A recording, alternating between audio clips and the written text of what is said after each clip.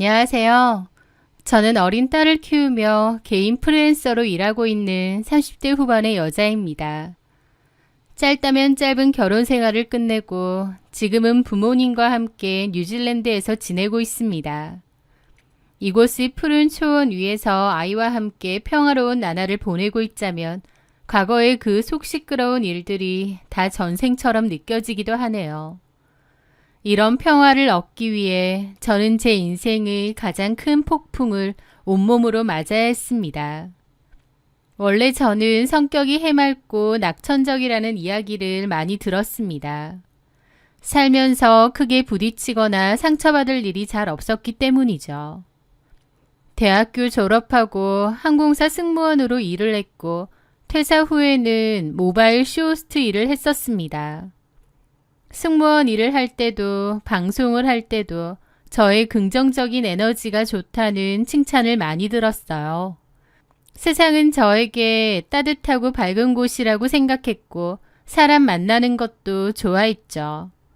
하지만 결혼 생활을 하면서 세상 사람들이 다 나 같지는 않구나.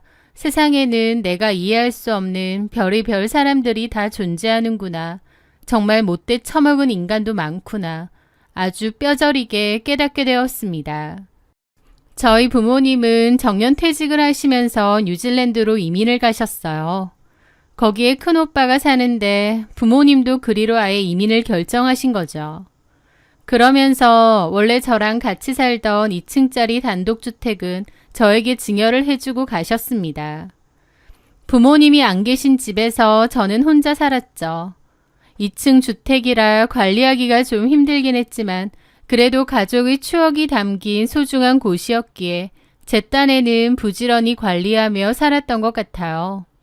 그러다가 그 남자를 만났습니다. 전 남편이요. 전 남편은 당시 고급 자전거 커스텀샵을 운영하는 사업을 운영했습니다. 아는 지인으로부터 소개를 받았어요. 그 남자는 제가 그때 출연했던 모바일 쇼호스트 방송들이 있는데 그것도 찾아봤다고 했습니다. TV에 나오는 건 아니다 보니 일부러 찾아봐야 하는 건데도 저를 소개받는다고 해서 일부러 찾아봤다고 했죠. 지우 씨를 보면 보기만 해도 저까지 덩달아 밝아지는 기분이더라고요. 웃는 모습이 참 예쁘신 것 같아요. 그는 자기도 저처럼 자신만의 브랜드를 만들어가는 사람이라며 저와 공감대를 형성하려 애썼습니다. 저에게 잘 보이려고 노력하는 그의 모습이 귀여웠고 호감이 느껴졌어요. 그리고 저 역시도 그의 열정적인 모습에 끌렸고요. 그렇게 1년 남짓 만나다가 혼전 임신을 하게 되었고 결혼을 약속했습니다. 임신 5개월 차에 결혼을 했으니 결혼하고 반년 만에 아이도 출산했죠. 그때까지만 해도 다 좋았습니다. 서로의 부족한 점을 보완하는 한 쌍의 멋진 커플이 될 수 있을 줄 알았어요. 그런데 결혼하고 보니 제 생각과 다른 게 상당히 많더군요. 일단 잘 나가는 줄 알았던 그의 사업이 사실 어려운 상황이라는 걸 알게 되었습니다. 남편은 좀 무리해서 사업을 확장하기도 했는데 그게 잘 안 됐던 거죠.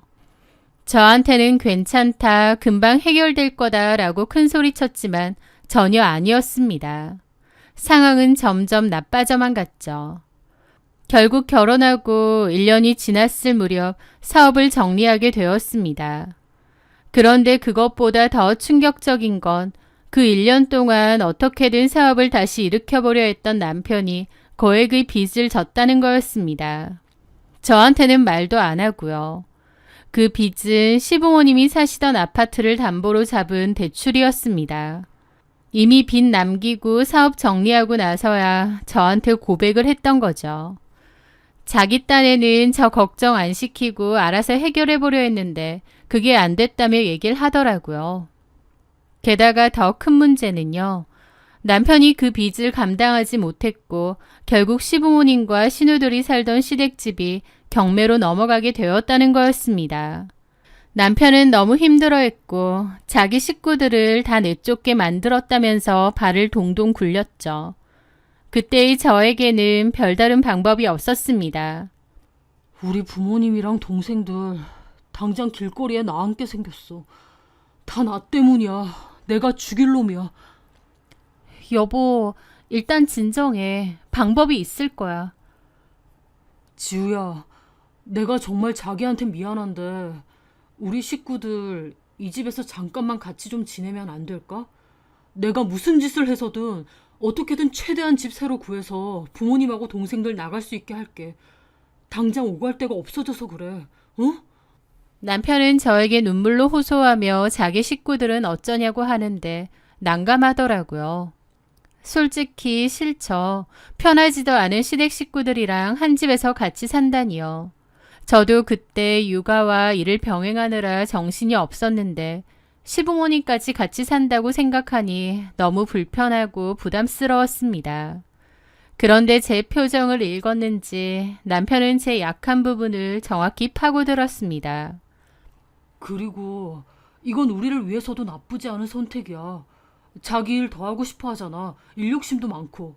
우리 부모님 오시면 당신도 더 이상 애 봐줄 사람 걱정 안 하고 마음 편하게 일에만 집중할 수 있을 거 아니야. 그것뿐인가? 엄마가 집안일도 다 해주실 거고. 라더군요.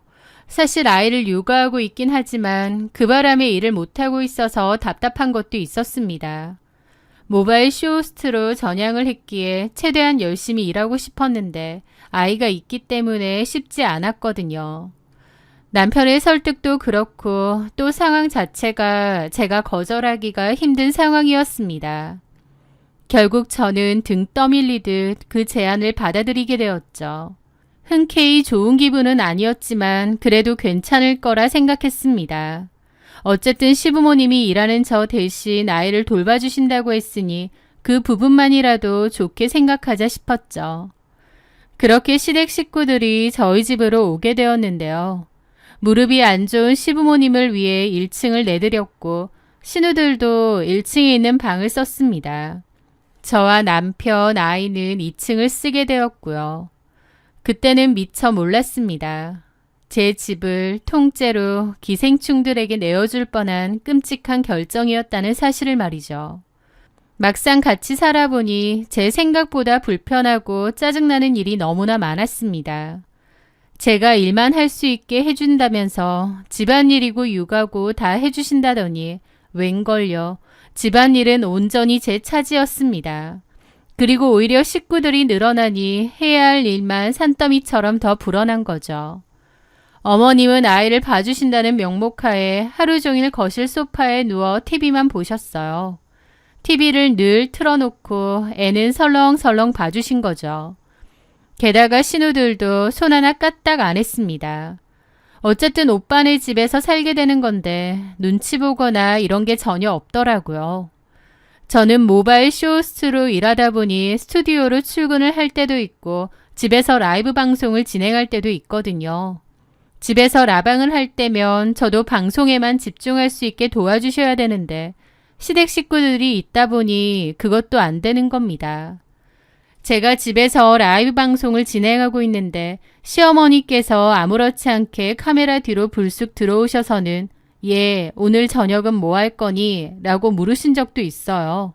저는 너무 놀라 방송 중이라면서 좀 이따가 얘기하자고 그랬죠.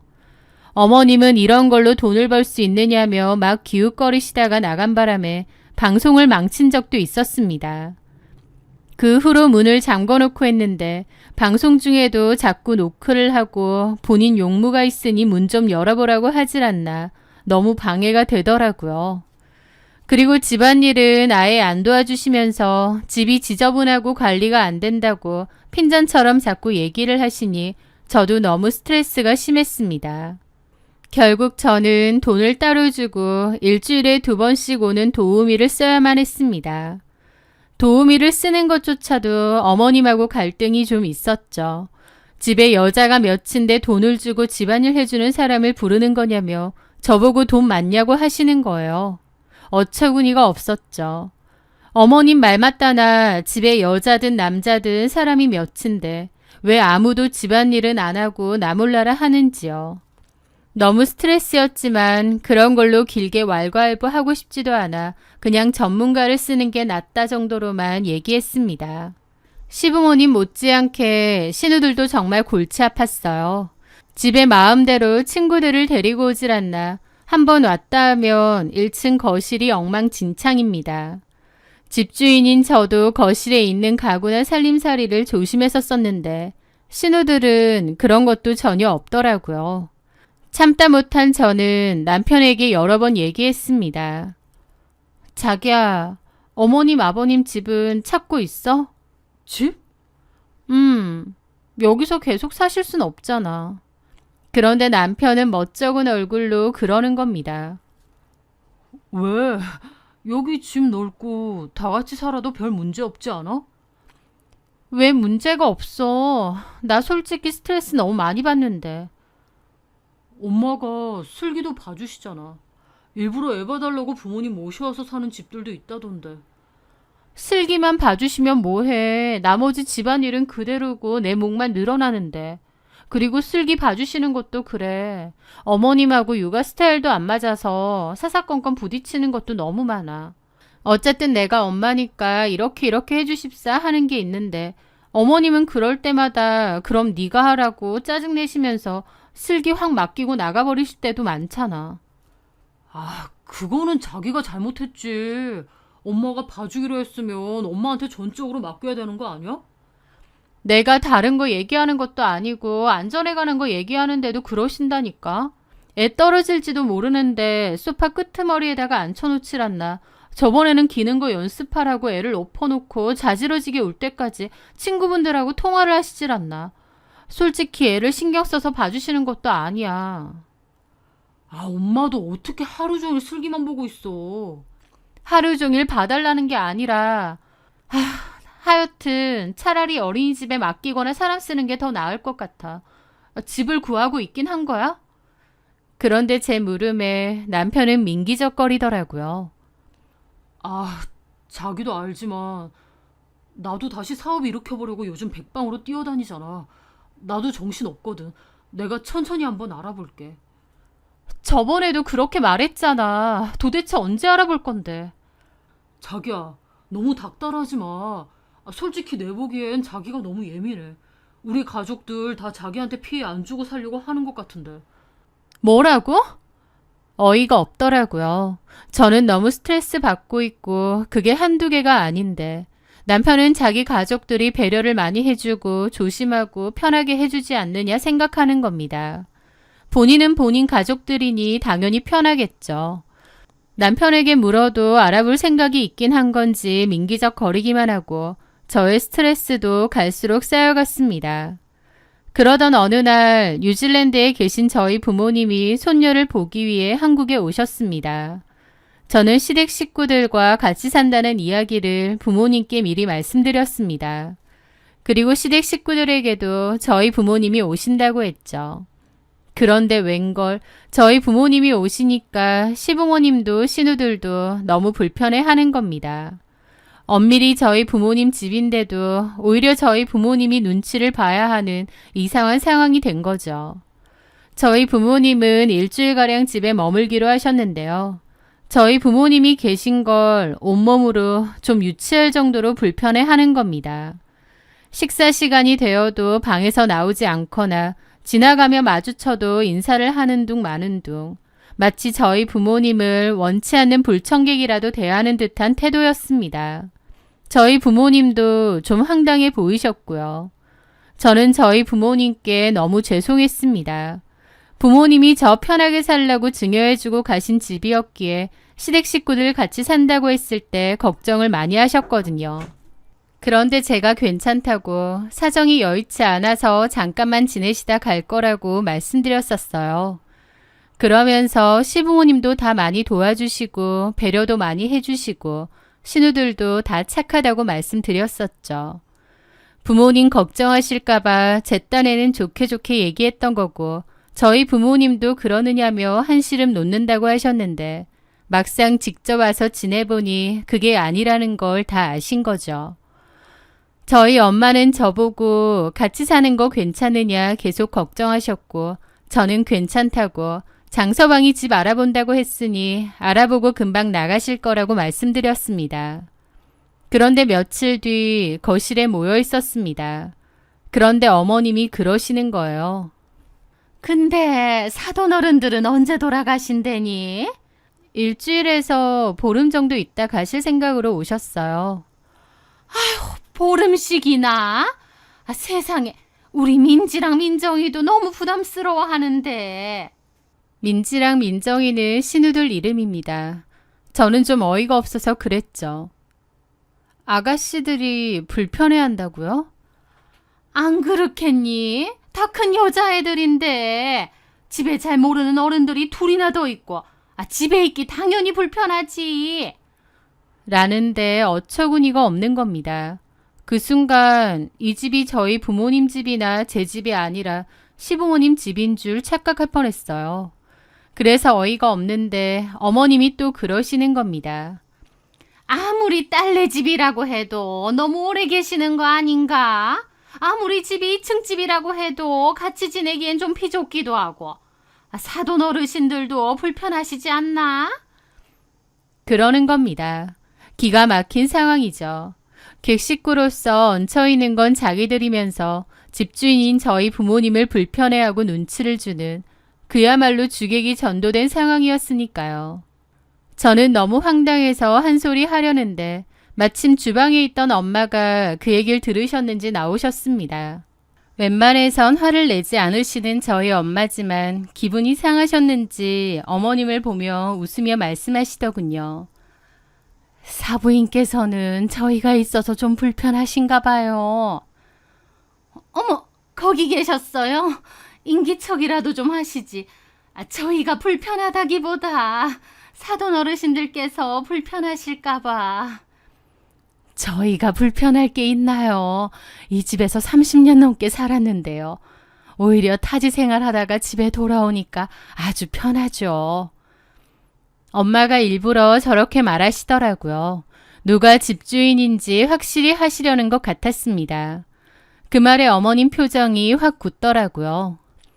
사부인이야말로 이 집에서 지내시는데 불편함은 없으시죠? 예, 다행이네요. 불편한 게 없으시다니. 지내시는 동안만큼은 편하게 지내세요. 어차피 장서방이 집 알아본다고 했으니 곧 나가실 거 아니에요. 지내시는 동안 저희 딸이 공연히 눈치 주는 일은 없게 제가 잘 얘기해 놓겠습니다. 저희 엄마의 뼈있는 농담에 어머님은 표정이 완전 굳어서는 대답도 하는 둥 마는 둥 굳어 있으시더군요.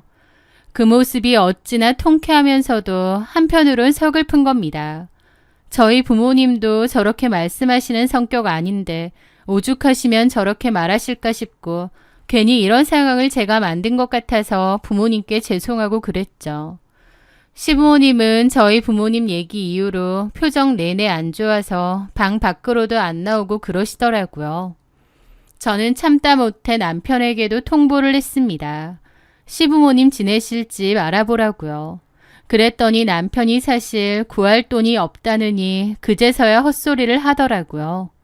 그때 부모님 집 구해드릴 돈 정도는 있다고 하지 않았느냐 하니까 급해서 한 말인데 사실은 없다고 배째라는 식인 거예요. 남편의 그런 태도에 저도 정이 막 떨어지더라고요. 이런 대책 없는 인간이었나 싶기도 하고요. 그리고 저희 부모님이 다시 뉴질랜드로 돌아가시고 얼마 안 됐을 때였습니다. 저녁을 먹는데 어머님이 언짢은 얼굴로 제게 그러시는 거예요. 근데 내가 생각을 해봤는데 이 집 명의 말이다. 그거 아직도 네 명의로 되어 있니? 네? 그게 무슨 말씀이세요? 저희 부모님이 저한테 증여하신 제 집인데 당연히 제 명의죠. 아니, 그렇게 하면 안 되지. 결혼했고 이렇게 한 집안에 가장이 있는데 집 명의는 남편 쪽으로 되어 있는 게 기본 아니니? 명의 바꿔야지. 라고 하시는 겁니다. 그 순간 기가 턱 막히더라고요. 자기 집처럼 하는 것도 모자라 아예 이제 남편 명의로 바꾸라니요. 아예 이 집을 대놓고 뺏으려는 게 보여서 어이가 없었죠. 저는 이런 말도 안 되는 소리에 남편도 합의한 건가 싶어서 쳐다봤는데 남편은 모르는 척 밥만 먹고 있더라고요. 아버님까지 한술 더 뜨셨습니다. 네 어머니 말이 맞다. 집이 와이프 이름으로 되어 있으면 가장 위신이 서겠어? 저는 이 사람들이 단체로 어떻게 됐나 싶었습니다. 그래서 수저를 내려놓고 분명히 말씀을 드렸죠. 아버님, 어머님, 이 집은 저희 부모님이 저한테 주신 제 집입니다. 명의를 바꿀 이유가 전혀 없습니다. 그런 말씀 하지 마세요. 저는 그렇게 단호하게 말했더니 식탁에 둘러앉은 그 집 식구들이 저 하나를 놔두고 큰 소리를 내며 몰아세우는 겁니다. 호의가 계속되면 권리인 줄 안다더니 시댁 식구들이 딱 그 짝이었습니다. 저도 화가 나 자리에서 일어났죠. 못 들으셨어요? 그렇게는 못하겠습니다. 그렇게 해야 할 이유도 없고요. 너 이게 뭐 하는 태도야?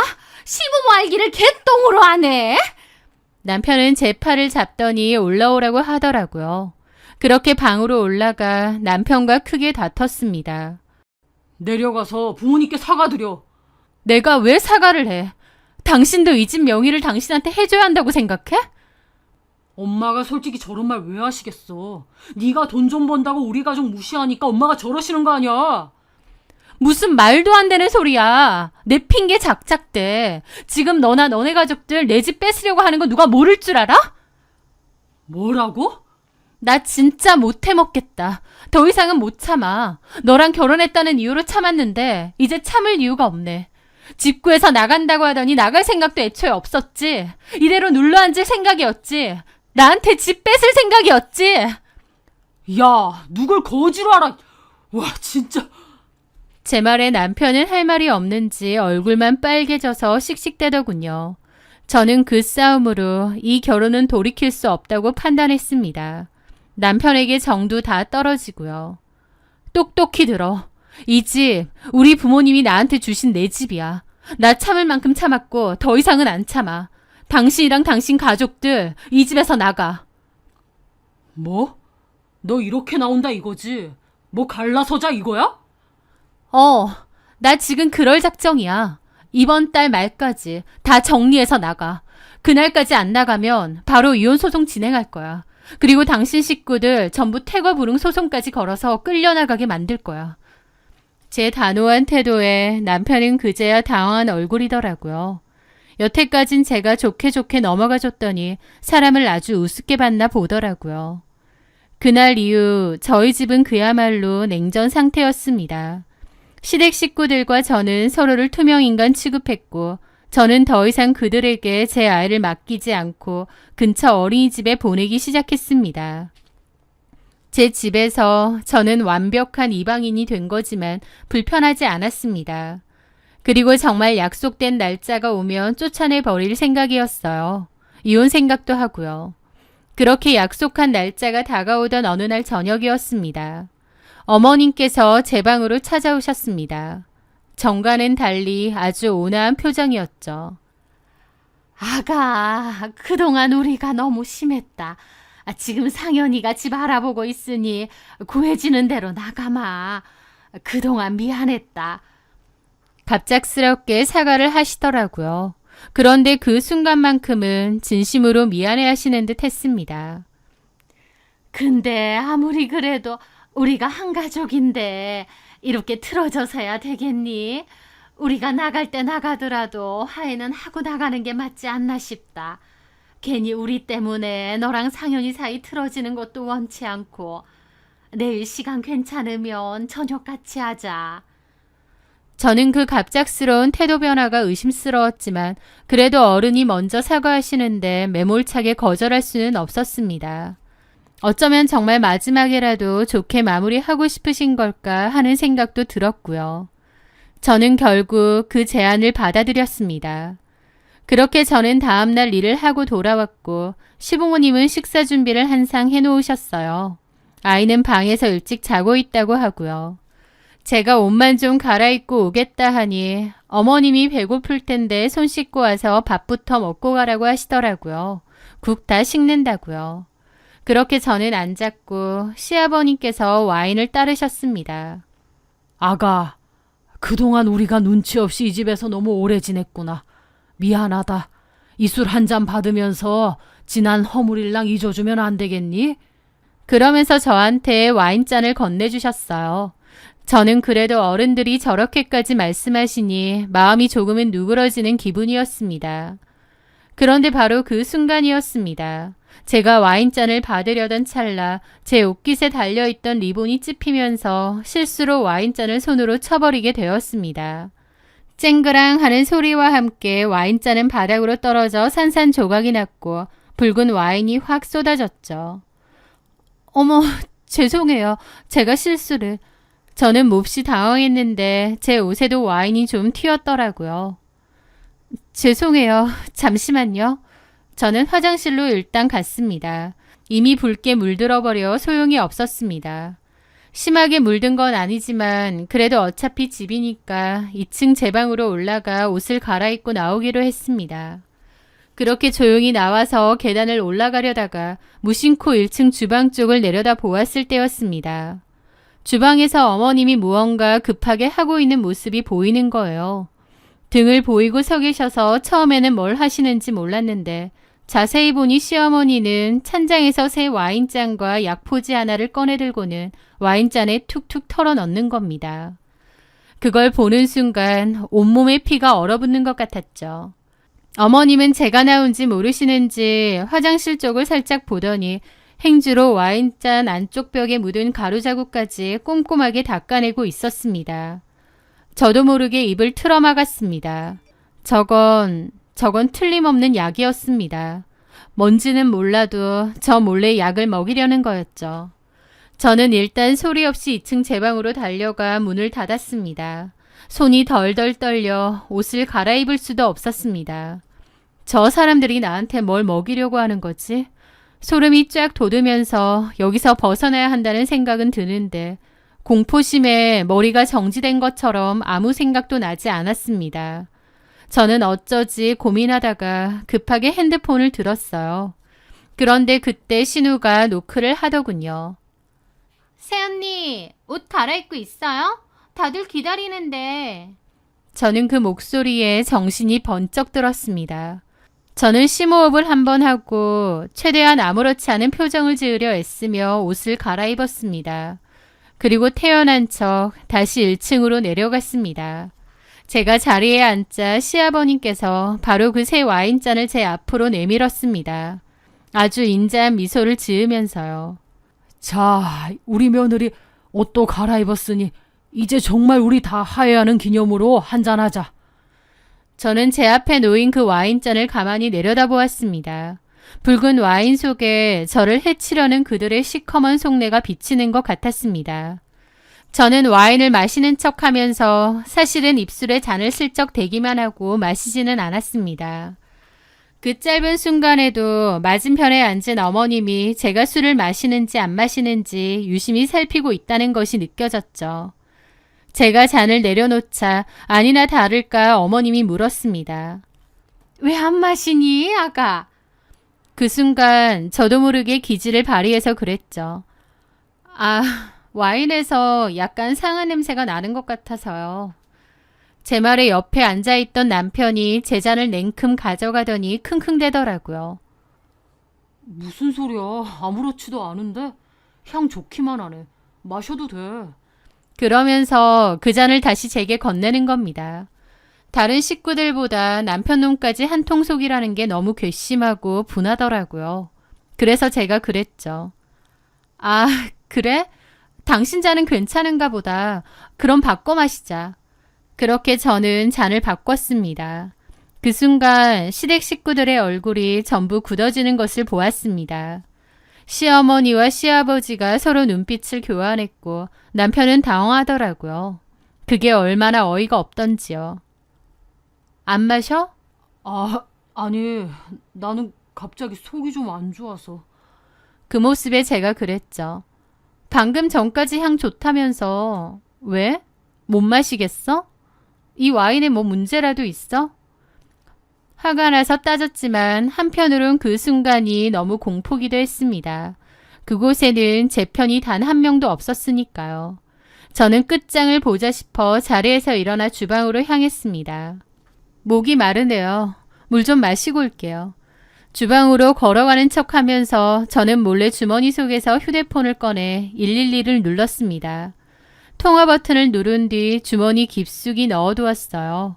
그리고 시어머니가 꺼냈던 그 찬장에서 약을 꺼냈죠. 어머님, 이거 뭐예요? 이 약 제 잔에 탔죠? 제가 다 봤어요. 이 약 도대체 뭐예요? 제 말에 시어머니는 당황하며 변명하기 시작했습니다. 약이라니. 그건 그냥 감기약이야, 감기약. 감기약이요? 웃기지 마세요. 술이랑 감기약을 같이 먹는 사람이 어디 있어요? 그리고 어머님, 연세가 몇인데 가루 감기약을 드세요? 저는 더 이상 참지 않고 소리쳤습니다. 도대체 이 약이 뭐냐고요? 왜 저한테 몰래 먹이려고 한 거예요? 쟤 뭔 소리야니. 미쳤나 보다. 그래요. 제가 직접 알아볼게요, 그럼. 저는 그 약봉지를 들고 현관으로 향했습니다. 그런데 그 순간 시댁 식구들이 다급하게 저를 막아서면서 뒤로 확 밀치는 겁니다. 그리고 신우가 제 손에 약을 뺏었고 어머님이 제게 달려드는 거예요. 저는 그 바람에 바닥으로 쓰러졌는데 그 순간 소리를 지르며 제 머리채를 잡고 바닥에 내리 찍는 겁니다. 이 싸가지 없는 녀. 시부모 무서운 줄 모르고 네가 그렇게 잘났어? 네 집이라고 유세 떨어 이 망하려나? 아픈 것보다 너무 무서웠습니다.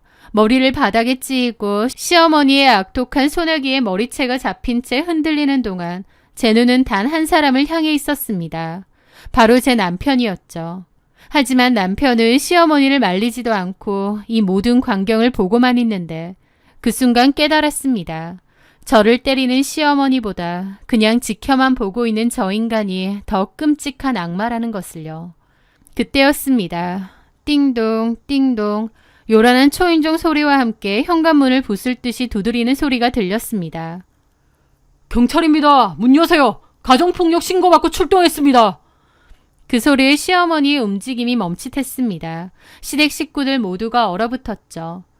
경찰이 강제로 열기 전에 빨리 열라고 재촉했고 겁에 질린 신우 하나가 떨리는 손으로 현관문을 열었습니다. 그리고 경찰들이 집 안으로 들이닥쳤죠.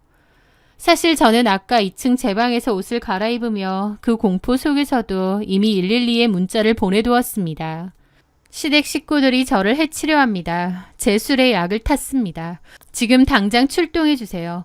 증거를 위해 112에 다시 전화해 현장 상황을 큰 소리로 알리겠습니다. 라고요. 제가 주방에서 소리치며 그들과 다투는 동안 제 주머니 속 휴대폰은 112와 연결되어 이 모든 상황을 생중계하고 있었던 겁니다. 경찰은 바닥에 널브러져 있는 저와 시모를 떼어놓았습니다. 폭행 현행범으로 체포합니다. 내가 뭘 어쨌다고! 저는 경찰의 부축을 받으며 일어나 비틀거리며 휴지통을 가리켰습니다.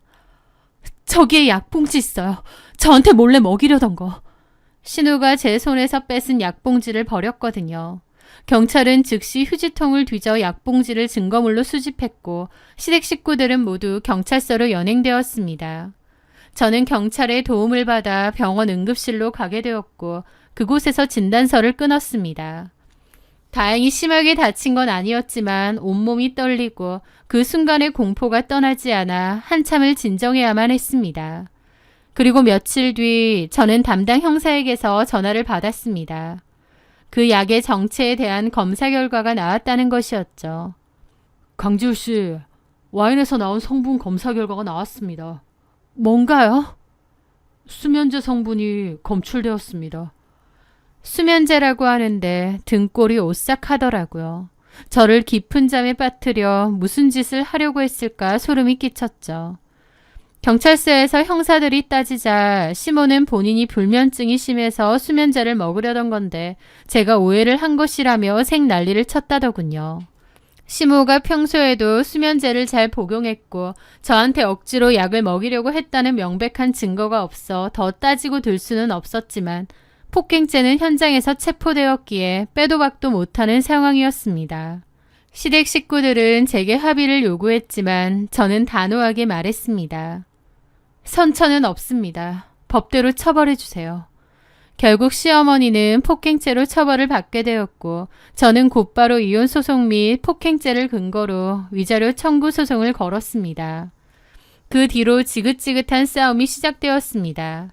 특히 아이의 양육권을 두고 남편과 오랫동안 싸웠죠. 저를 물고 늘어졌습니다. 하지만 법은 제 편이었습니다.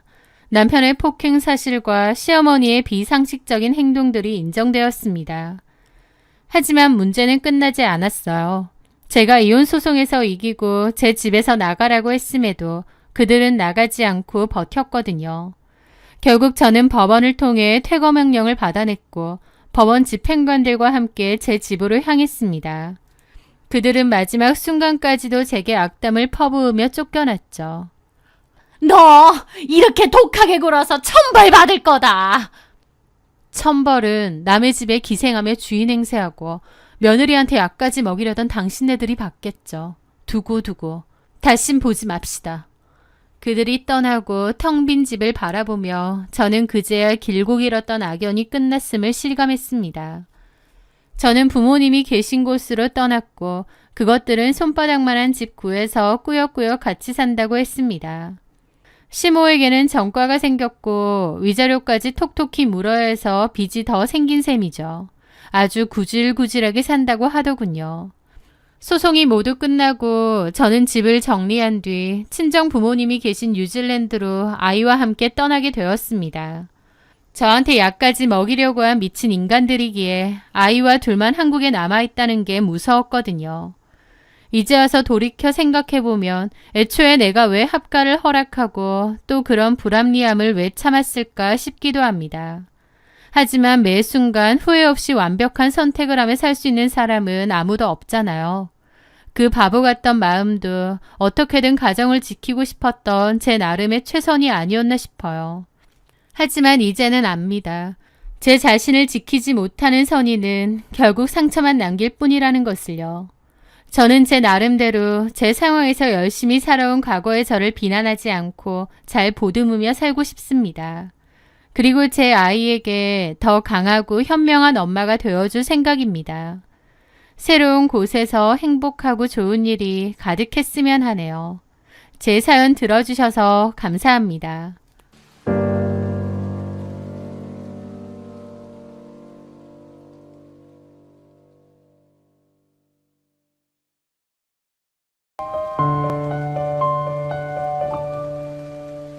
안녕하세요. 저는 제 고향에서 작은 개인 빵집을 운영하고 있는 여자입니다. 남편과 이혼 후 아들과 함께 새로운 삶을 살고 있죠. 아침마다 고소한 빵 냄새와 함께 하루를 시작하고 단골 손님들과 소소한 안부를 나누는 지금의 평온한 삶이 저는 참 감사합니다.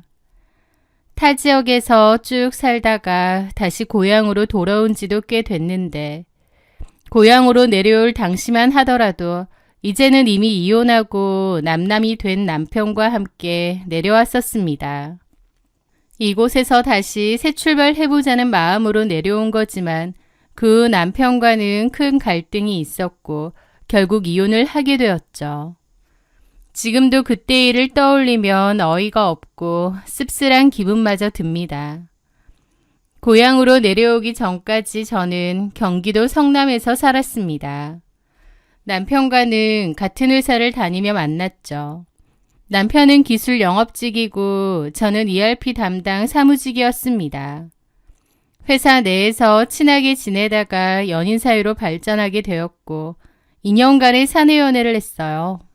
그리고 저희는 결혼을 하게 되었습니다. 결혼 후 1년 만에 아이가 생겼고 그러면서 저는 회사를 그만두게 되었어요. 저희 회사는 워킹맘에 대한 지원이나 배려 같은 게 전혀 없는 회사였기에 제가 어린아이를 돌보면서 회사를 다닐 수 있는 여건이 되지 않았거든요. 도움을 주실 만한 양가 부모님들도 멀리 떨어져 사셨고요. 그렇게 남편과의 의논 끝에 제가 회사를 그만두고 육아에만 전념하기로 했습니다. 그렇게 아이가 4살이 될 무렵 아이도 어린이집에 다니고 여유가 좀 생긴 저는 전부터 배우고 싶었던 제과 제빵 자격증을 땄습니다. 그리고 파트타임으로 동네에 있던 빵집에 취직해 일을 시작했죠. 짧은 시간 일하는 거긴 해도 육아와 일을 병행하는 것이 쉽지는 않았습니다.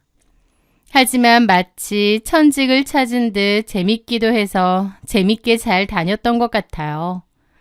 아이는 하루가 다르게 건강하게 잘 커주었고 남편하고도 별다른 문제가 없었습니다. 그래서 그렇게 평범하고 소소한 행복이 계속될 줄 알았죠. 하지만 평화롭던 나날은 남편이 회사 동료와 심각한 불화에 휩싸이면서 하루아침에 깨지고 말았습니다. 거래처 관련 문제로 동료와 크게 다퉜고 그 일을 계기로 사이가 몹시 틀어진 모양이었어요. 집에 와서는 그 동료 욕을 자주 했었습니다. 그 사이가 좋지 않은 동료는 상사들에게 잘 굽신거린다며 그러지 못하는 자기가 불리하다는 말도 많이 했죠. 남편은 그 동료 때문에 스트레스를 많이 받아 했고 그 동료 때문에라도 회사를 때려치고 싶다는 말을 자주 했습니다. 저는 그런 말을 할 때마다 가슴이 철렁했죠. 한참 키워야 할 어린 아이가 있고 저는 한 달에 몇십만 원 버는 파트타임을 하고 있잖아요.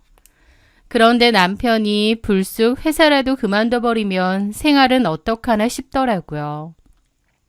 남편은 좀 전부터 감정적이고 욱하는 면이 있었거든요. 저는 그 동료 욕을 같이 하면서 남편을 위로했고 더불어 회사는 함부로 그만두면 안 된다고 신신당부했습니다. 정 힘들면 다른 회사를 알아보면서 이직 준비를 하라고 했죠. 남편은 이직 준비가 쉬운 게 아니라며 짜증을 냈고 내내 스트레스를 받아 했습니다. 그런 남편을 지켜보는 저도 너무 힘들더라고요.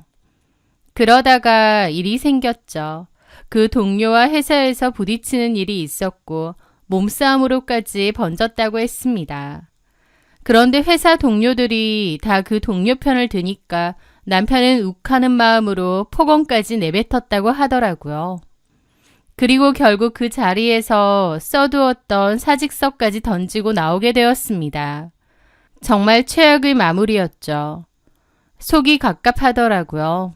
어차피 같은 직군으로 이직을 해야 되기 때문에 조용히 이직 준비하고 좋게 좋게 끝내는 게 남편에게도 좋을 일이었습니다. 그런데 그렇게 생난리를 치고 욕까지 하면서 안 좋게 그만두면 그 업계도 거기서 거긴데 나중에라도 남편의 이직이 쉬울 리가 없잖아요. 최악의 수를 두고 회사를 때려친 남편이 너무 갑갑하더라고요. 하지만 한편으론 오죽하면 그랬을까 생각하며 남편을 이해했습니다. 어쨌든 한 가족이고 부부인데 내가 남편을 이해 못하면 누가 이해해 주겠나요? 어쨌든 그렇게 남편은 하루아침에 회사를 그만두게 되었습니다. 남편은 회사를 그만두고 난 후에도 내내 스트레스를 받더라고요. 저는 남편에게 당분간은 푹 좀 쉬고 천천히 일자리는 알아보라고 했습니다. 남편에게도 재충전의 시간을 좀 주고 싶었는데 그것도 적당히 해야지 몇 달이 지나도록 이력서 한 장을 쓰지 않는 거예요. 아침부터 술을 마시기도 하고요. 취업을 당장 안 할 거면 아이라도 전적으로 봐주어야 제가 파트타임 시간을 더 늘려볼 건데 그것도 안 하는 겁니다. 한숨만 푹푹 내쉬며 의기소침한 얼굴로 하루 종일 TV만 보고 시간을 죽이는데 그런 남편을 지켜보는 저도 참 힘들었죠. 그 와중에 저는 그동안 모아둔 적금도 깨서 생활비를 쓰고 모자란 건 친정의 손도 벌리고 그러면서 아등바등 지냈습니다. 지금 돌이켜보면 제가 아무 소리 안 하고 이리 메꾸고 저리 메꾸면서 생활비를 다 감당을 하다 보니 남편도 급하거나 힘든 점이 없었던 것 같습니다. 하여튼 남편은 그 후로도 한참이나 일자리를 구하지 못한 채 집에서 지냈죠. 여보, 이력서라도 한번 넣어보지. 이러고만 있을 수는 없잖아. 우리 재준이도 계속 크는데. 자신감이 없다 이제. 진짜 다 지겹고. 알겠는데 계속 이렇게 지낼 수는 없잖아. 아니면 내가 일할 테니까 아예 재준이를 전담해서 당신이 봐야 되는데 그것도 아니잖아. 툭하면 술 마시고. 잔소리 좀 하지 마. 나 좀 괴롭히지 말라고. 이게 괴롭히는 걸로 보여? 진짜 안팎으로 너무 힘들다. 너무 괴로워. 나라고 좋겠어? 가장 노릇도 제대로 못하고 이러고 있는 내 속은 오죽하겠냐고. 아니, 그러니까 이력서라도 좀 내서. 그게 안 된다고. 그 새끼가 얼마나 마당말인데. 여기 바닥도 거기서 거기고 인맥 중요한데 그 자식이랑 그렇게 싸우고 나오는 바람에 어차피 그쪽으로는 취업하기도 힘들다고. 저는 속으로 그러게 누가 그렇게 싸우고 그만두라고 했느냐 말하고 싶었지만 꾹 참았습니다. 남편은 보나마나 취업이 안 될 거라면서 자기는 이제 뭐 먹고 사냐고 신세한탄만 하더라고요. 그런 남편을 지켜보는 저도 너무 지치고 어떻게 살아야 하나 좀 막막했습니다. 그러면서 답답한 마음에 고향에 있는 사촌 오빠에게 하소연을 했어요. 이모부가 동네 유지였고 사촌 오빠도 고향에서 사업을 여러 개 하고 있었거든요. 어렸을 때부터 워낙 친하게 지내기도 했기에 저한테는 친오빠나 다름없기도 했습니다. 그렇게 오빠에게 얘기를 했는데 오빠가 고향으로 내려올 생각이 있으면 자리를 좀 알아봐 줄 수 있다고 했습니다. 그때는 남편이 제 고향으로 내려가진 않을 것 같기도 해서 오빠에게 말이라도 고맙다고 한번 물어보겠다고만 했는데요. 남편에게 말했더니 웬걸 엄청 흔쾌히 내려가겠다고 하더라고요. 더 이상 여기 남아있고 싶지도 않다고 하면서요. 그러면서 형님이 자리만 알아봐 주시면 당장 정리하고 내려가자고 하는 겁니다. 때마침 살던 집 전세 기간도 만료되고 있었고요. 그렇게 저는 오빠에게 부탁을 했고 오빠는 제 남편이 할 만한 영업직 쪽으로 주변에 수소문을 해주었습니다. 그리고 경기도 쪽에 본사를 둔 자동차 부품 회사가 있는데 지역 영업소의 경력직으로 영업사원 자리가 필요하다며 어떠냐고 하더라고요. 오빠, 알아봐줘서 너무 고마워. 어떻게 알아본 자리야? 새언니랑 거기 소장이랑 친하거든. 새언니랑? 거기 소장이 여자야. 우리 와이프 학교 선배.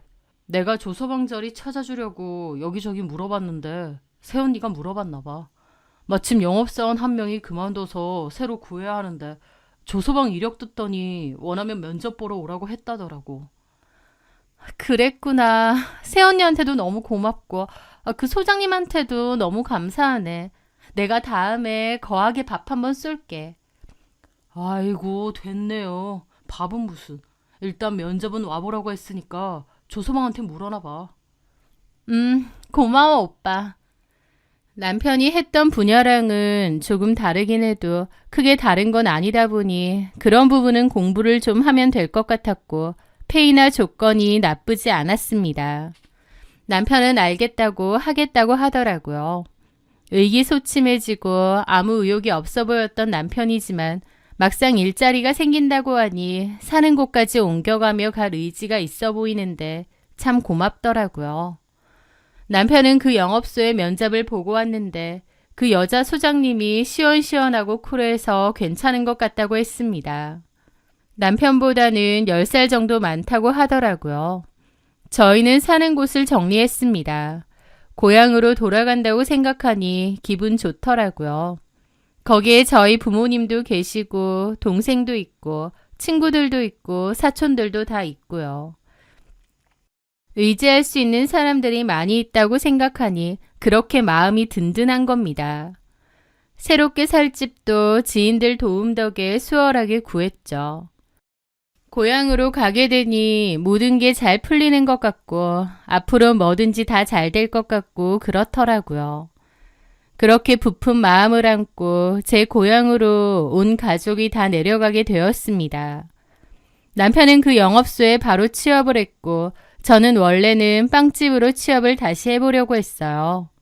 그런데 주변 지인들이나 가족들이 저한테 창업을 한번 해보는 게 어떻겠느냐고 제안을 했습니다. 남편과도 상의를 많이 했는데 남편도 제가 창업을 해봤으면 좋겠다고 하더라고요. 그렇게 친정의 도움과 대출을 받아 저만의 가게를 차렸습니다. 꼭 잘해보고 싶었기에 준비도 많이 하고 주변의 도움도 많이 받아가며 정성스럽게 가게를 오픈했죠. 열심히 일했고 입소문도 잘 나서 초반부터 자리를 잘 잡았습니다. 남편 역시 아무 문제 없이 그 영업소를 잘 다녔어요. 전 직장 그만두고 술만 마시고 힘들어했었는데 이제 활기차게 준비해서 출근도 하고 퇴근도 하고 돈이 문제가 아니라 그 모습을 지켜보는 것만으로도 마음이 뿌듯하더라고요. 제 빵집도 꾸준하게 장사가 잘 되어가고 있었고요. 아, 내려오길 잘했구나 싶었습니다. 이제야말로 모든 것이 제자리를 찾고 안정적인 삶을 되찾게 되었구나. 그렇게 믿었고 행복했어요. 그곳에서 제가 생각지도 못한 지옥이 저를 기다리고 있는 줄은 꿈에도 모른 채 말이죠. 고향으로 돌아오고 나서는 친척들이나 지인들하고도 종종 만났습니다. 그러면서 남편이 일하는 영업소의 지점장님도 한번 만나게 되었어요. 그 지점장의 이름은 성유미였고 40대 후반의 여성이었습니다. 일자리를 소개해줬던 사촌오빠의 새언니가 한번 자리를 마련했고 저도 감사한 마음에 식사를 대접하고 싶었죠. 그렇게 만나게 되었는데 듣던 것처럼 성격이 화통하고 시원시원했습니다. 조대리 와이프 이쁘네. 손끝도 야무지고. 조대리가 일만 마치면 그렇게 집으로 달려가더니 이유가 있었네. 조대리, 와이프한테 잘하세요. 와이프한테 잘하는 남자가 제일 멋진 남자인 겁니다. 알았어요? 그럼요, 지점장님. 자, 한잔해요. 예, 감사합니다. 지점장님도 제가 따라드리겠습니다. 나는 작은 잔 말고요. 요 글라스로 줘요. 작은 건 감질나서 못 마시겠어. 나도 영업바닥에서 오래 일해서 그런지 모르지만 어지간한 남자들 술로는 내 앞에서 찍소리도 못하지. 남편도 열심히 웃으며 비위를 맞추더라고요. 그 지점장을 보면서 처음에는 저도 저런 호탕한 성격이니 남자들도 다 제치고 영업소 지점장까지 하는구나 싶었습니다. 어쨌든 제 입장에서는 남편 취업까지 시켜준 사람이니 고마울 수밖에 없었어요. 그래서 마냥 좋은 감정이었는데요. 그런데 시간이 지날수록 그 여자의 행동이 제 눈에 거슬리기 시작했습니다. 한 번은 영업소 회식에 저까지 초대를 받은 적이 있었습니다. 남편이 회식을 한다고 전화가 왔고 저는 마침 빵집 마감 시간이었거든요.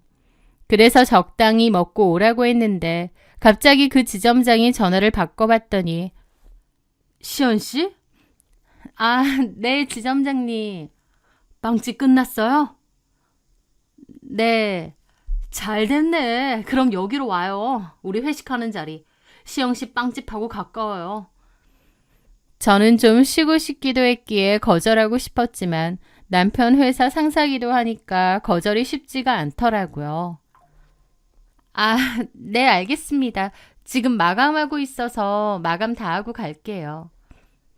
그래요. 그렇게 저는 마감을 끝내고 아이를 봐주는 부모님께도 연락을 드렸습니다. 그리고 그 지점장이 말한 회식 장소로 가게 되었어요. 지역 영업소다 보니 직원들 인원을 다 합쳐도 10명 정도였습니다. 사무실 여직원 2명 빼고 나머지는 다 남자 직원이었죠. 그런데 뻘쭘한 기분으로 도착을 해서 지켜보니 벌써부터 꽤나 술을 먹은 분위기더라고요. 회사 회식인데 내가 여기 와도 되나 싶기도 했지만 또 오라고 했는데 안 가는 것도 그래서 이러지도 저러지도 못하고 어색한 기분으로 서 있었습니다. 그런데 저희 남편이 그 지점장 옆에 앉아 있는 거예요. 서로 술을 주거니 받거니 하면서요. 왁자지껄한 회식 분위기에 제가 온지도 모르는 것 같더라고요. 저도 일단 들어가지 않고 멀리서 그 모습을 지켜봤는데 둘이 분위기가 이상한 겁니다.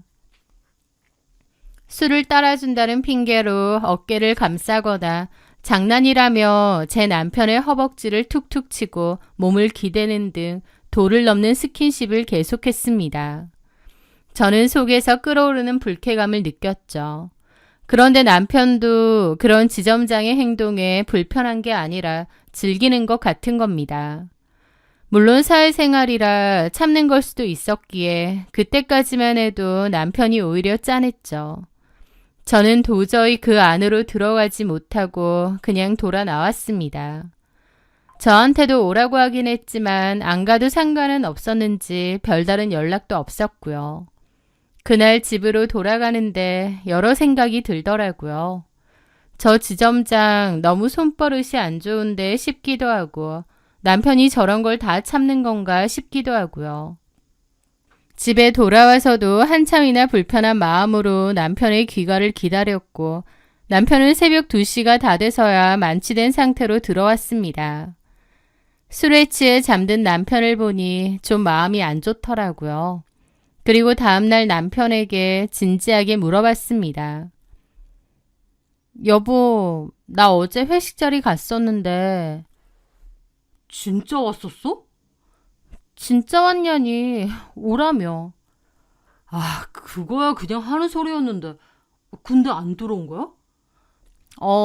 멀리서 보고 그냥 갔어.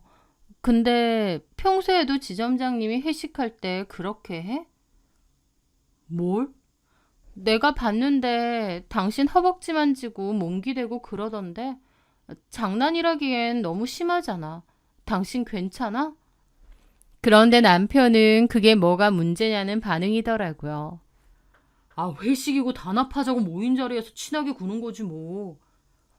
친하게 지낸다고 몸을 그렇게 터치해도 돼? 부하 직원 몸을?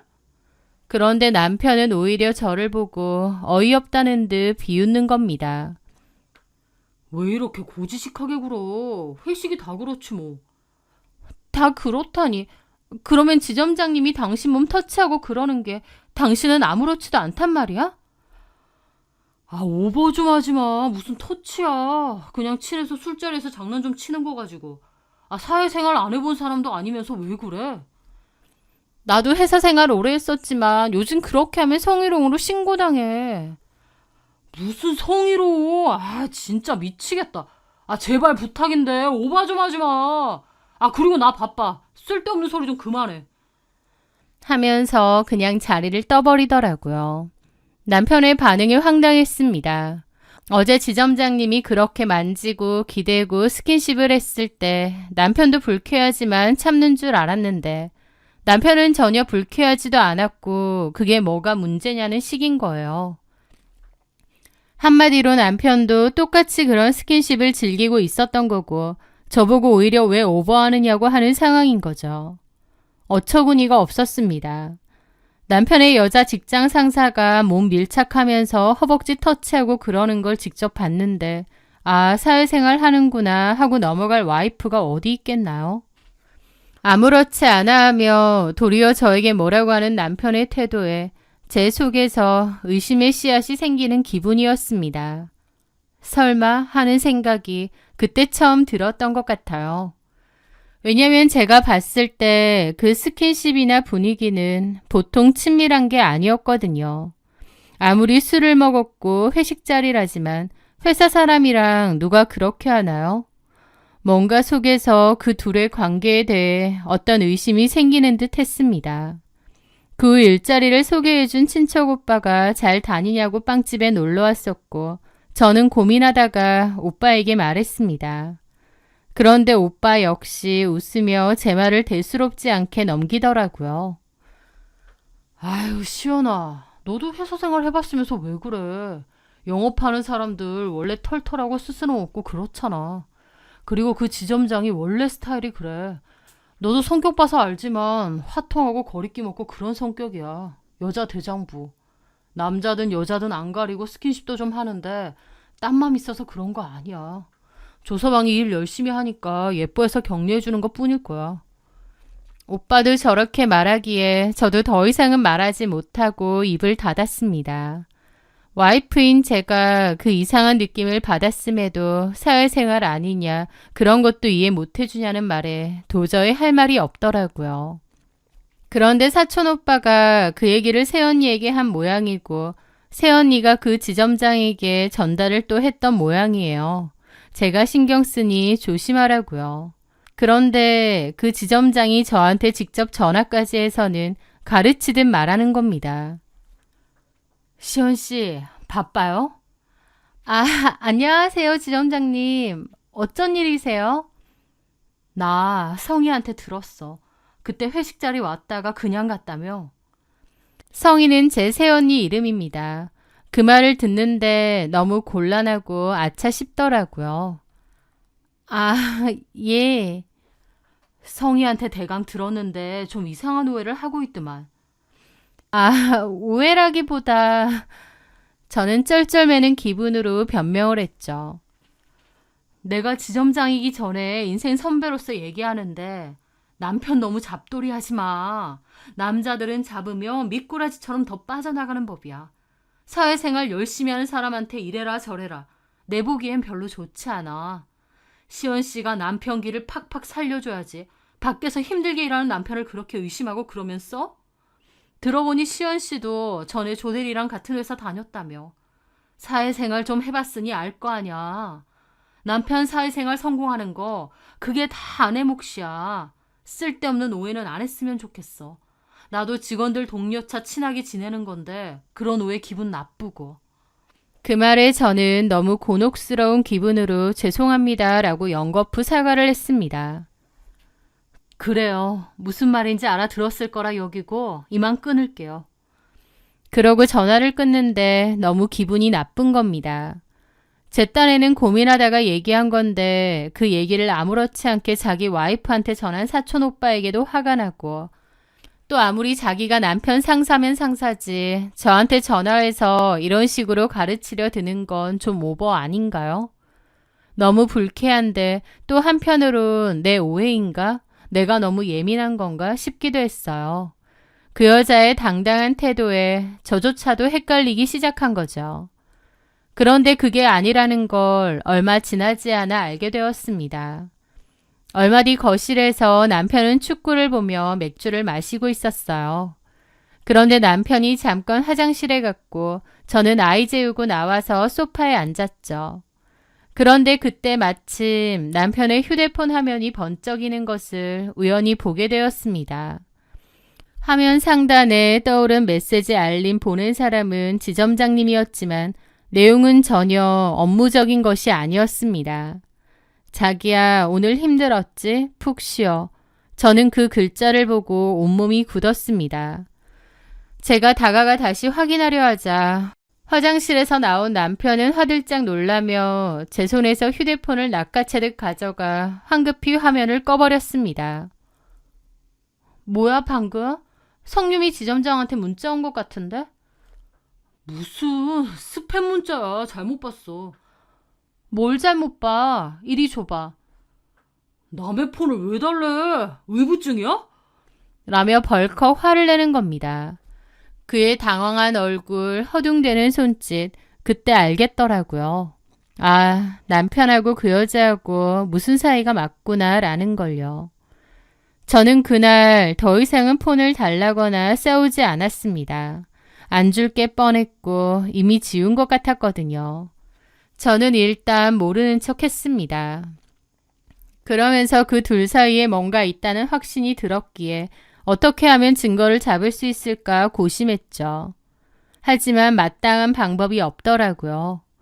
그렇게 속만 끓이던 어느 날 도시 외곽에서 음식점을 하는 제 친구에게서 전화가 왔습니다.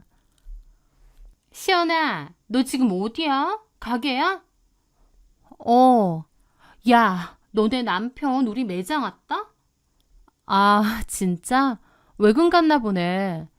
근데 어떤 여자랑 앉아있는데 둘이 좀 이상해.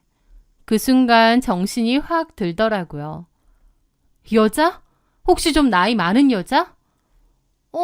맞아. 너 알아? 둘이서 어쩌고 있는데? 서로 떠먹여주고 얼굴에 묻은 거 닦아주고 난리도 아닌데 저 여자 도대체 누구야? 그 순간 이것들 봐라 싶더라고요. 딱 걸렸다 싶었죠. 저는 친구에게 간단하게 자초지종을 얘기했습니다. 그랬더니 그 친구가 저보다 더 분노하더니 저를 위해 저것들이 식사하고 어디 가는지 미행을 해주겠대요. 네 식당은 어쩌냐니까 직원들 있어서 상관없다고 하면서요. 저는 부탁 좀 한다고 했고 저도 지금 출발한다고 했습니다. 저는 바로 가게 문을 닫고 풀악셀로 친구 가게 쪽으로 달려갔죠. 그 사이에 그것들은 식사를 마치고 나갔다고 했고 친구가 조심스럽게 그것들을 미행했습니다. 그런데 얼마 지나지 않아 친구가 그러는 거예요. 야, 미친! 네 남편 차 무인텔로 들어가! 그 순간 심장이 걷잡을 수 없이 뛰더라고요. 이것들이 진짜 너무 열받는 겁니다. 사회생활일 뿐이라고 그런 것도 이해 못하느냐 할 땐 언제고 업무 시간에 외곽 지역으로 나와서 밥 먹고 무인텔까지? 저는 머리가 터질 것 같았죠. 친구는 그 무인텔 상호를 알려주었고 저는 그리로 달려갔습니다. 그렇게 무인텔 앞에서 친구와 만났는데 좀 곤란한 게 있었어요. 일단 모텔과 다르게 무인텔은 시스템이 좀 다른 것 같더라고요. 객실마다 개인 차고가 달려 있고 셔터가 내려가 있어서 주차되어 있는 차를 보기가 힘들었던 겁니다. 저는 친구랑 이거 어쩌냐고 하다가 결국 휴대폰을 들었습니다. 오늘 조금 창피하고 말지 이대로 저것들을 놓칠 수는 없었거든요. 오늘 여기서 현장 잡고 끝장을 봐야 했습니다. 저는 차 안에서 제 친척들과 친구들, 제가 동원할 수 있는 모든 고향 사람에게 전화를 걸었습니다. 그 사촌 오빠에게도 역시나 걸었고요. 오빠, 나 시연이야. 조서방이 그 지점장 여자하고 무인텔 들어갔고 그 앞이거든? 뭐라고? 진짜 바람을 피고 있었단 말이야? 나 이거 현장 잡아야 되는데 오빠 괜찮으면 와줄 수 있어? 알았어. 어디로 가면 돼? 그렇게 사촌 오빠는 다른 친척도 같이 데리고 왔고 제 가장 친한 친구들까지 와주었습니다. 무려 8명이나 되는 사람들이 무인텔 인근으로 와주었던 거죠. 제일 먼저 도착한 친척 오빠는 저한테 너무 미안해하면서 분노에 찼더라고요. 저는 떨리는 목소리로 상황을 모두 설명했고 작전을 짰습니다. 출입구가 2개인 무인텔이었기에 정문과 후문 출입구에서 지키자고 했어요. 근데 CCTV가 있으니 CCTV가 안 찍힐 사각지대에 차를 댔죠. 왜냐면 모텔 이용도 안 하는데 거기 있으면 모텔 사장이 와서 뭐라고 할 것 같았거든요. 그렇게 서로 연락하면서 기다리는데 속이 까맣게 타들어가더라고요. 얼마나 지났을까 잠시 후 남편의 익숙한 SUV 차량이 나왔습니다. 딱 걸렸다 싶었고 제가 저 차야 외치는 순간 운전석에 있던 제 친구가 그 차 앞을 확 막아버렸죠. 남편 차도 급제동을 했고 친구는 후문에 있던 사촌 오빠에게 전화를 해서 이리로 오라고 했습니다. 그리고 다른 친구는 그 모든 현장을 동영상을 찍어주었죠. 저는 분기탱천한 기분으로 차에서 내려 남편 차로 달려갔습니다. 가다 보니 남편의 질겁한 표정이 보이고 조수석에 있는 성유미 그 여자도 경악을 했더라고요. 남편은 저에게 변명이라도 하려는 듯 차문을 열었는데 그 여자가 동시에 열지 마라고 소리를 지르는 겁니다. 하지만 저는 그 순간 차문을 확 열고 남편을 차 밖으로 떠밀었어요. 그리고 다른 친구가 뛰쳐와 조수석에 있던 그 여자 머리채를 잡고 밖으로 끌고 나왔죠. 그 여자는 바닥에 넘어졌고 저는 그 여자 멱살 잡고 제 차로 끌고 갔습니다. 다른 친구들도 같이요. 그 여자는 왜 이러느냐 고함 지르고 욕하고 난리였는데 저도 눈이 돌아 있었어요. 제 차에 강제로 태우고 저도 욕을 퍼부었죠. 이년아, 네가 말하는 사회생활이 이거냐. 남편의 자식도 있고 나이도 먹을 만큼 먹은 년이 10살 어린 후배 직원하고 이러고 싶더냐고. 진짜 할 수 있는 쌍욕은 다 한 것 같습니다. 다른 친구들이 그 여자 잡고 있고요. 그 여자는 그 와중에 놓으라고 경찰에 신고하니 뭐니 개소리를 하는 겁니다. 저는 그 여자 머리채 잡고 그랬어요. 다 필요 없고 니네 집으로 가자고. 네 남편하고 네 딸내미 앞에서 어디 얘기해보자고. 사촌 오빠도 왔는데 새언니한테 물어보면 니네 집 어딘지 다 얘기해줄 거라고요. 남편의 자식 얘기 나오니 그 여자 얼굴이 허옇게 질리더군요. 저는 옆에 있는 친구에게 그년 똑바로 잡으라고 지금 네 집으로 출발하자고 했습니다. 그 여자 그때부터 잘못했다고 빌기 시작하는 거예요. 시연 씨, 한 번만 봐줘요. 내가 다 잘못했어요. 진짜 한 번만 봐줘요. 내 앞에서 그렇게 당당하게 남편 사회생활 방해하지 말라더니 아주 가관이었습니다. 저는 다 필요 없고 니네 집 가자고 했습니다. 바깥에서는 친척 오빠가 남편 멱살 잡고 있고 잡돌이를 하고 있었죠. 그 여자가 끝까지 자기 집 얘기를 안 했고 사촌 오빠가 새언니에게 전화해서 집 주소 알아냈습니다. 그 여자는 그 와중에 자기 남편 집에 없다, 집에 가봤자다 난린데 저는 있든 없든 일단 니네 집부터 가자고 했습니다. 가서 너네 남편 올 때까지 기다릴 거라고요. 저도 그때 어떤 생각이 있었던 건 아니고 그냥 그 여자 집에 가야겠다는 생각밖에 안 들었어요. 왜인진 모르겠지만요. 하여튼 그 여자를 질질 끌고 갔는데 집에 남편하고 그 여자 딸하고 마침 다 있더라고요. 저는 문 열라고 했고 제가 난데없이 그 여자 멱살 잡고 들어오니까 그 여자 남편도 경악을 하는 겁니다. 남편은 저희더러 무슨 짓이냐고 당신들 뭐냐고 고함을 질렀고 제가 그랬죠. 내 남편하고 인연하고 무인텔 갔다 나오는 거 현장에서 잡고 데리고 왔다고요. 그 말에 남편도 당황하고 방에서 나온 그 여자 딸도 경악을 하더라고요. 성유미 남편이 진짜냐고 물었고 성유미는 거짓말골로 눈치만 보고 울면서 어쩔 줄 몰라 했습니다. 저는 성유미한테 이거 다 찍었고 회사에도 알릴 거라고 했습니다. 영업시간에 일은 안 하고 잘하는 짓이라고 그리고 어디 남의 남편하고 무인텔 버젓이 다니면서 나한테 전화해서 사회생활이니 뭐니 훈계질이냐고 진짜 머리끄덩이 다 뽑아놓고 싶은데 참는 거라고 으름장을 놨습니다. 제 성질을 톡톡히 본 성유미는 찍소리도 못하고 눈치만 보더라고요. 저는 상가소송 갈 거니까 딱 기다리라고 하고 나갔죠. 그 뒤로 그 여자는 저를 폭행죄로 고소했습니다. 아주 뻔뻔하더라고요. 저도 고소를 당했지만 저 역시도 그 여자를 상대로 상간소송 고소를 했습니다. 남편은 저한테 빌기는커녕 일을 크게 키웠다느니 개소리를 퍼붓더라고요. 그 모습에 남편 역시도 상간소송과 더불어 바로 이혼 준비를 하기로 했습니다. 전 회사에서 쌈박질이나 하고 가장 노릇도 못하고 집에서 빌빌거리던 거 그래도 가족이고 남편이라고 일자리 알아봐주고 격려해주고 안쓰럽게 여기고 했더니 뭐 이런 게 다 있나 싶은 거예요. 저도 만정이 다 떨어진 거죠. 그 동네와 영업소에 소문이 퍼지는 건 순식간이었습니다. 지점장과 직원이 바람이 나서 무인텔에서 아내와 친척들에게 군대처럼 포위당했다는 소문이요. 저는 그 회사 본사에도 내용 증명을 보냈는데 그 와중에 그 여자가 저희 남편뿐만 아니라 상습적으로 젊은 남직원들하고 그런 내용 관계가 있었다는 사실까지 드러나게 되었습니다. 두 사람은 결국 개망신을 당하고 회사에서도 쫓겨났습니다. 그리고 그 여자 역시 남편에게 이혼을 당했다고 하더라고요. 저는 남편을 쫓아냈고 남편은 한동안은 큰 소리치며 난리를 쳤지만 나중에는 아차 싶었는지 제 빵집으로 찾아와 빌고 눈물까지 흘렸습니다. 우리 아들을 생각해서라도 다시 생각하자고요. 아들한테 별로 관심도 없었던 주제에 이럴 때만 저희 아들 얘기하니 더 가증스럽더라고요. 남편은 이제 와서 자기도 어쩔 수 없었다고 그 여자가 상사였기에 맞춰주려고 한 거고 자기도 피해자다 그러더라고요. 저는 그런 큰 피해를 입었으면 그 여자 상대로 직장 내 성추행으로 신고를 해보라고 했습니다.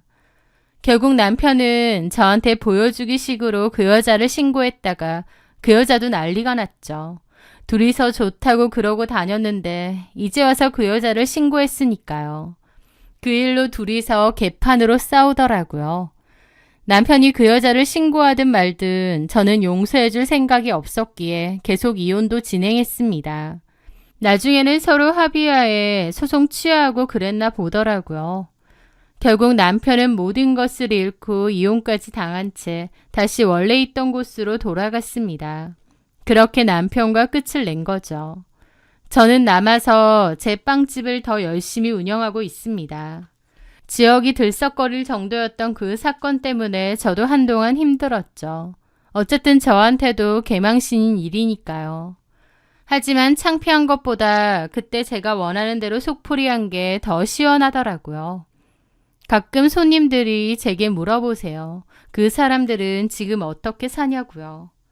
솔직히 모르기도 하고 궁금하지도 않습니다. 제 인생에서 깨끗이 도려낸 흉터 같은 사람들이거든요. 어쨌든 그 일로 그 인간들은 남의 눈에 눈물 내면 지들 눈에는 더한 것이 흐른다는 세상의 이치를 잘 깨달았겠죠.